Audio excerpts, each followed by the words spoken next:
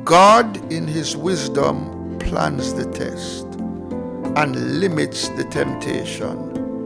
These are the words of assurance Pastor Bartlett discusses in this morning's devotion. Before Satan could move against Job, God had to agree to allow him to do so. Twice we see that Satan was only permitted to go so far and no further in his efforts to cause Job to curse God. He failed in his attempts because God was always in control of this situation. Let me read for you these two occurrences. Job chapter 1 and verses 6 to 12. Now there was a day when the sons of God came to present themselves before the Lord, and Satan came also among them. And the Lord said unto Satan, Whence comest thou? Then Satan answered the Lord and said, From going to and fro in the earth, and from walking up and down in it. And the Lord said unto Satan, Hast thou considered my servant Job, that there is none like him in the earth, a perfect and an upright man, one that feareth God and escheweth evil? Then Satan answered the Lord and said, Doth Job fear God for naught?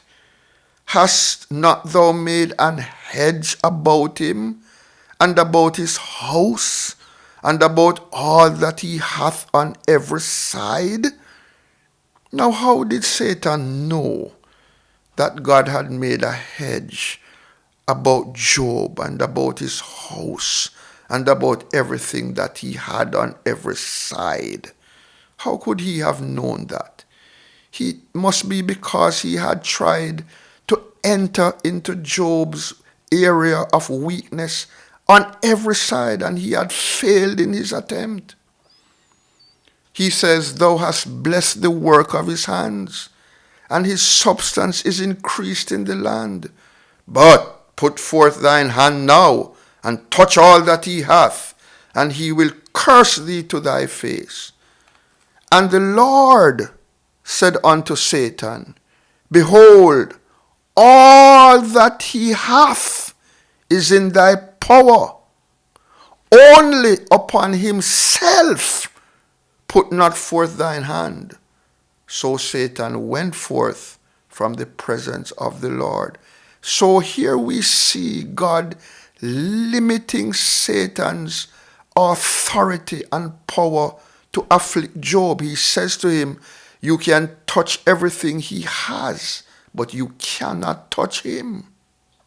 Now let's look at the second occurrence. This is found in chapter 2. I'll read from verse 1. Again, there was a day when the sons of God came to present themselves before the Lord. And Satan came also among them to present himself before the Lord. And the Lord said unto Satan, From whence comest thou? And Satan answered the Lord and said, From going to and fro in the earth, and from walking up and down in it. And the Lord said unto Satan, Hast thou considered my servant Job, that there is none like him in the earth, a perfect and an upright man, one that feareth God and escheweth evil, and still he holdeth fast his integrity, although thou movedst me against him to destroy him without cause? And Satan answered the Lord and said, Skin for skin. Yea, all that a man hath will he give for his life. But put forth thine hand now and touch his bone and his flesh, and he will curse thee to thy face. And the Lord said unto Satan, Behold, he is in thine hand, but save his life. So even though the Lord gave Satan the permission now to touch Job's body, he said to him, You cannot kill him. And so God is again limiting Satan's ability to hurt his people. And I am saying to us, brothers and sisters, that even if some of us should be afflicted with this virus, it could not have come upon us if permission was not asked of God first, and if he had not allowed it. He's always in control. Sometimes God delivers us from the trial, and sometimes he allows us to go through it. In every situation, however, one thing remains true, and that is the amazing faithfulness of God. Brothers and sisters, we are the peculiar people of God, all his own, closest to his affections, under his protecting care, the recipients of all needed comfort and grace. In Deuteronomy 33:27, Moses told the children of Israel, "The eternal God is thy refuge, and underneath are the everlasting arms."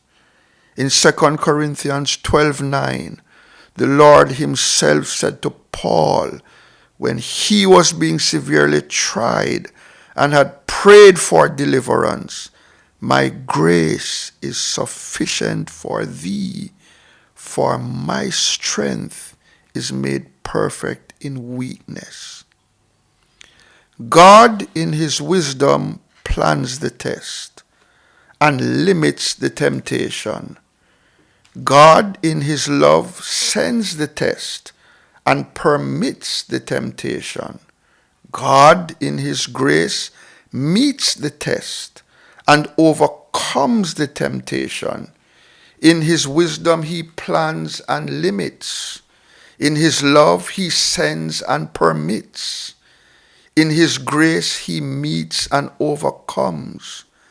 The grace of God is sufficient to surmount every difficulty, comfort every sorrow, and overcome every temptation. Brothers and sisters, we are the people of God. We are his peculiar treasure. We are a dot within the circle. We are owned by God. We are closest to his heart.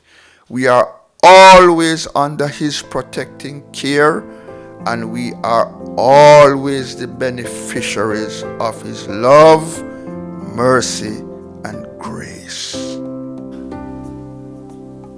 What a conclusion for this week's devotional. Knowing that our sovereign God is our overwhelming advantage for every circumstance. Such knowledge is a stabilizing foundation for our faith. We return on Monday with a new topic, but until then, think on these things.